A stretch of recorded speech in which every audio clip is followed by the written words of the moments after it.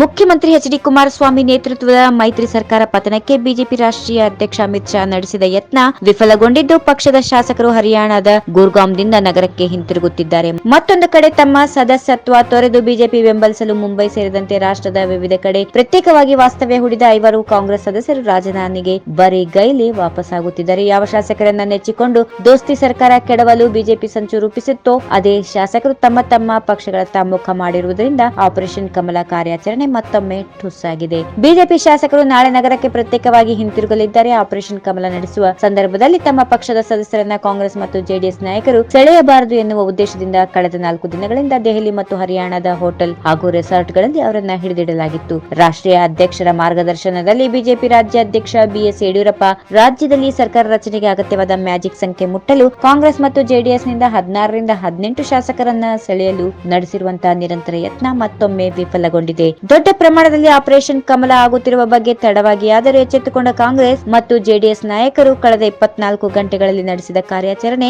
ಯಶಸ್ವಿಯಾಗಿ ಬಿಜೆಪಿಗೆ ಮುಖಭಂಗವಾಗಿದೆ. ಕಾಂಗ್ರೆಸ್ ರಾಷ್ಟ್ರೀಯ ಅಧ್ಯಕ್ಷ ರಾಹುಲ್ ಗಾಂಧಿ, ಜೆಡಿಎಸ್ ರಾಷ್ಟ್ರೀಯ ಅಧ್ಯಕ್ಷ ಎಚ್.ಡಿ. ದೇವೇಗೌಡ ನಿರಂತರ ಸಂಪರ್ಕದಲ್ಲಿದ್ದುಕೊಂಡು ತಮ್ಮ ಪಕ್ಷದ ನಾಯಕರಿಗೆ ಮಾರ್ಗದರ್ಶನ ನೀಡಿದ್ರು. ರಾಜ್ಯ ನಾಯಕರು ತಮ್ಮ ಪಕ್ಷದ ಭಿನ್ನಮತದ ನಾಯಕರುಗಳನ್ನ ಹಿಡಿದಿಟ್ಟುಕೊಳ್ಳುವ ಮೂಲಕ ಬಿಜೆಪಿ ಸೇರಲು ಮುಂದಾಗಿದ್ದ ಶಾಸಕರ ಮನವೊಲಿಸಿ ಹಿಂದಕ್ಕೆ ಕರೆತರುವಲ್ಲಿ ಯಶಸ್ವಿಯಾಗಿದ್ದಾರೆ. ಈ ಮಧ್ಯೆ ಪಕ್ಷದ ಶಾಸಕರ ಒಗ್ಗಟ್ಟು ಪ್ರದರ್ಶಿಸಲು ಕಾಂಗ್ರೆಸ್ ಶಾಸಕಾಂಗ ಪಕ್ಷದ ನಾಯಕ ಸಿದ್ದರಾಮಯ್ಯ ಶುಕ್ರವಾರ ಮಧ್ಯಾಹ್ನ 3:30 ಶಾಸಕಾಂಗ ಪಕ್ಷದ ಸಭೆ ಕರೆದಿದ್ದಾರೆ. ಆಪರೇಷನ್ ಕಮಲಕ್ಕೆ ಒಳಗಾಗಬಹುದಾದವರ ಪಟ್ಟಿಯಲ್ಲಿದ್ದ ಬಹುತೇಕರು ನಗರಕ್ಕೆ ಹಿಂತಿರುಗಿದ್ದಾರೆ. ಕೆಲವರು ಮುಖ್ಯಮಂತ್ರಿ ಅವರನ್ನ ಪಂಚತಾರಾ ಹೋಟೆಲ್ನಲ್ಲಿ ಭೇಟಿಯಾಗಿ ಮಾತುಕತೆ ನಡೆಸಿದ್ರು. ಅಮರೇಗೌಡ, ಬಯ್ಯಾಪುರ್, ದರ್ಶನ್ಪುರ್, ಬಸವನಗೌಡ, ದದ್ದಲ್ ಸೇರಿದಂತೆ ಕೆಲವು ಕಾಂಗ್ರೆಸ್ ಮತ್ತು ಜೆಡಿಎಸ್ ಶಾಸಕರು ಅವರಲ್ಲಿ ಪ್ರಮುಖರಾಗಿದ್ದಾರೆ. ಮತ್ತೊಂದು ಕಡೆ ರಾಜ್ಯದ ಉಸ್ತುವಾರಿ ಹಾಗೂ ಎಐಸಿಸಿ ಪ್ರಧಾನ ಕಾರ್ಯದರ್ಶಿ ಕೆಸಿ ವೇಣುಗೋಪಾಲ್ ಅವರನ್ನ ಬಂಡಾಯದ ಮುಂಚೂಣಿಯಲ್ಲಿದ್ದ ಭೀಮ್ನ ನಾಯಕ್, ಬಸವನಗೌಡ, ದದ್ದಲ್ ಸೇರಿದಂತೆ ಕೆಲವರು ಕುಮಾರಕೃಪದಲ್ಲಿ ಭೇಟಿಯಾಗಿ ಮಾತುಕತೆ ನಡೆಸಿದರು. ಇದಕ್ಕೂ ಮುನ್ನ ವೇಣುಗೋಪಾಲ್ ಅವರೊಂದಿಗೆ ನಾಯಕ ಸಿದ್ದರಾಮಯ್ಯ, ಉಪಮುಖ್ಯಮಂತ್ರಿ ಡಾಕ್ಟರ್ ಜಿ. ಪರಮೇಶ್ವರ್, ಕೆಪಿಸಿಸಿ ಅಧ್ಯಕ್ಷ ದಿನೇಶ್ ಗುಂಡೂರಾವ್ ಮಾತುಕತೆ ನಡೆಸಿದರು. ಇದಾದ ನಂತರ ಡಾಕ್ಟರ್ ಪರಮೇಶ್ವರ್ ಮುಖ್ಯಮಂತ್ರಿ ಅವರು ತಂಗಿದ್ದ ಹೋಟೆಲ್ಗೆ ಧಾವಿಸಿ ಸುಮಾರು 30 ನಿಮಿಷಗಳ ಕಾಲ ಚರ್ಚಿಸಿ ಮುಂದಿನ ಬೆಳವಣಿಗೆಗೆ ಮತ್ತು ಪಕ್ಷದ ಶಾಸಕರನ್ನ ಹಿಡಿದಿಟ್ಟುಕೊಳ್ಳುವ ಹಾಗೂ ಕೆಲವು ಅತೃಪ್ತರಿಗೆ ಅಧಿಕಾರ ನೀಡುವ ಸಂಬಂಧ ಮಾತುಕತೆ ನಡೆಸಿದರು. ಇದೇ ಸಂದರ್ಭದಲ್ಲಿ ಮುಂಬೈನ ಹೋಟೆಲ್ನಲ್ಲಿ ತಂಗಿದ್ದ ರಮೇಶ್ ಜಾರಕಿಹೊಳಿ ಹಾಗೂ ಜಾಧವ್ ಅವರನ್ನ ಸಂಪರ್ಕಿಸಿ ಮನವೊಲಿಸಿದ್ದಲ್ಲದೆ ಅವರು ಹಿಂತಿರುಗುವಂತೆ ಮನವಿ ಮಾಡಿದರು.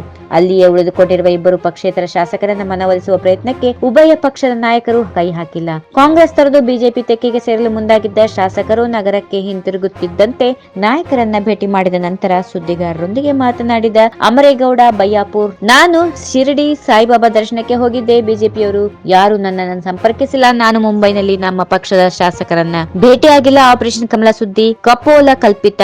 ನಮ್ಮ ಸರ್ಕಾರ ಭದ್ರವಾಗಿದೆ. ನಾನು ಇದೀಗ ಮುಖ್ಯಮಂತ್ರಿ ಅವರನ್ನ ಭೇಟಿ ಮಾಡಿ ಕ್ಷೇತ್ರದ ಸಮಸ್ಯೆಗಳ ಬಗ್ಗೆ ಚರ್ಚಿಸಿದ್ದೇನೆ ಎಂದರು. ಮತ್ತೊಂದು ಕಡೆ ವೇಣುಗೋಪಾಲ್ ಅವರನ್ನ ಭೇಟಿ ಮಾಡಿದ ನಂತರ ಮಾತನಾಡಿದ ಭೀಮಾ ನಾಯಕ್, ಬಸವನಗೌಡ, ದದ್ದಲ್ ಮಾಧ್ಯಮದವರ ವಿರುದ್ಧವೇ ತಿರುಗಿ ಬಿದ್ರು. ನಾವು ಫೋನ್ ಸ್ವಿಚ್ ಆಫ್ ಮಾಡಬಾರ್ದಾ ಎಂದು ಪ್ರಶ್ನಿಸಿದ್ರು. ನಾವು ಕಾಂಗ್ರೆಸ್ನಲ್ಲೇ ಇದ್ದೇವೆ, ಮುಂದೆಯೂ ಇರುತ್ತೇವೆ, ಬಿಜೆಪಿಗೆ ಹೋಗಲ್ಲ. ನಾನು ಗೋವಾ ಪ್ರವಾಸಕ್ಕೆ ಹೋಗಿದ್ದೆ. ಈ ಹಿಂದೆ ಬಿಜೆಪಿ ನಾಯಕರು ನನ್ನನ್ನ ಸಂಪರ್ಕಿಸಿದ್ರು. ಈಗ ಯಾವ ನಾಯಕರು ಮಾತನಾಡಿಲ್ಲ. ಕಂಪ್ಲಿ ಗಣೇಶ್ ಚಿಕ್ಕಮಗಳೂರಿನಲ್ಲೇ ಇದ್ದಾರೆ. ಅವರು ನಗರಕ್ಕೆ ಬರುತ್ತಾರೆ ಎಂದು ತಿಳಿಸಿದರು.